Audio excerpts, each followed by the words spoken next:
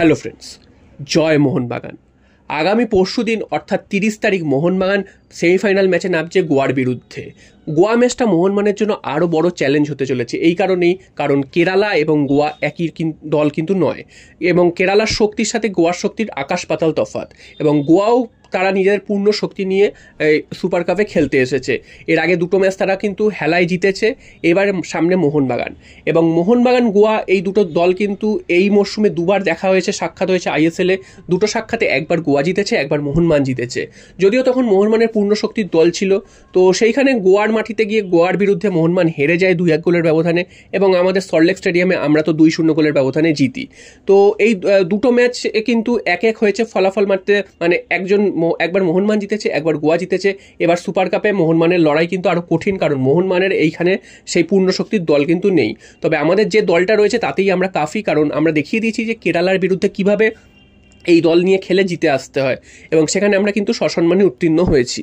তবে কেরালার আর গোয়ার, যেটা প্রথমেই বললাম যে কেরালা আর গোয়া দুটো দল কিন্তু এক নয়, দুটো দলকে এক করলে কিন্তু ভুল হবে, এবং মোহনবাগান ডিফেন্সকে আরও সতর্ক থাকতে হবে। গতদিন যদি তোমরা খেলা দেখে থাকো তো দেখবে মোহনবাগান যতটা ভালো খেলেছে, তবে মোহনবাগানের বিরুদ্ধে অ্যাটাকও কিন্তু অনেক বেশি হয়েছে, এবং 60-65 মিনিটের পর থেকে মোহনবাগান ডিফেন্সের সামনে মেনলি খেলাটা চলেছে, এবং বেশ কিছু গোলের সুযোগও কিন্তু কেরালা পেয়ে গিয়েছিল। তবে তারা সেগুলো নিজেদের ব্যর্থতায় কাজে লাগাতে পারেনি, নাহলে এমনও সুযোগ পেয়েছিল যেগুলো 1:1, যেগুলো কিন্তু গোল না করাটাই অপরাধ। তো সেখান থেকেও তারা মিস করেছে, এবং তারা কিন্তু ম্যাচটা হেরে যায়। তবে গোয়া বিদেশিরা কিন্তু এরকম মিস করবে না, তারা কিন্তু একটা সুযোগ পেলে একটাই ঢুকিয়ে দেবে। তো সেই কারণে মোহনবাগানকে আরও সতর্ক থাকতে হবে ডিফেন্স নিয়ে, এবং ডিফেন্সে দীপেন্দু যথেষ্ট ভালো ফুটবল খেলেছেন, নুনো রেইস এবং দীপক টাংরি তারা কিন্তু যথেষ্ট ভালো ফুটবল খেলেছেন ডিফেন্সিভ মিডফিল্ডার হিসেবে।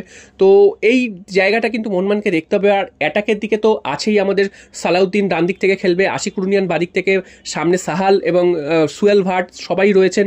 তো এই দিকটা কিন্তু আমাদের অতটা চিন্তা না করলেও চলবে। হ্যাঁ, তবে যেই সুযোগটা পাবে সেই সুযোগটা যেন কাজে লাগায় সেটা কিন্তু দেখতে হবে। ম্যাচটা কিন্তু সেই বিকেল 4:30 থেকেই হবে, যেটা একটা বিরাট গরমের মধ্যে খেলাটা একটা বিরাট চাপের, কারণ মোহনবাগান আগের দিন আমরা দেখেছিলাম যে সেই গরমের মধ্যে খেলছিল, এবং খেলার গতিটাও কিন্তু অনেকটা স্লো হয়ে যায়। এবং তবে গোয়া কিন্তু যে দুটো ম্যাচ খেলেছে তার মধ্যে একটা তারা কিন্তু দিনের বেলা খেলেছিল, অর্থাৎ 4:30 ম্যাচ খেলেছিল, একটা কিন্তু রাত 8টার ম্যাচ খেলেছিল। তো তাদের ক্ষেত্রে কিন্তু চ্যালেঞ্জটা আরও বেশি কঠিন হবে, কারণ মোহনবাগান আগের ম্যাচটাও 4:30 সময় খেলেছে, এই ম্যাচটাও 4:30 সময় খেলবে। তো মোহনবাগানের জন্য একটু সুবিধা হবে, কারণ এই পরিবেশে তারা কিন্তু খেলেছে।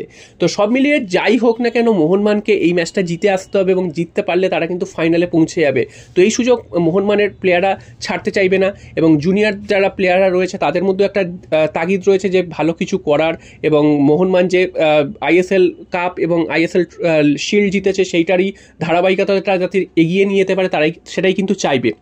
আর যারা সিনিয়র দল থেকে প্লেয়াররা রয়েছেন তারাও অসাধারণ খেলছেন। আশিক রুনিয়ান খুবই ভালো ফুটবল খেলেছেন, এছাড়াও সাহাল আব্দুল সামাদ তিনিও গোল করেছেন, এবং সারা ম্যাচে কিন্তু যথেষ্ট মানে অ্যাক্টিভ ছিলেন, সেটা কিন্তু বলাই যায়।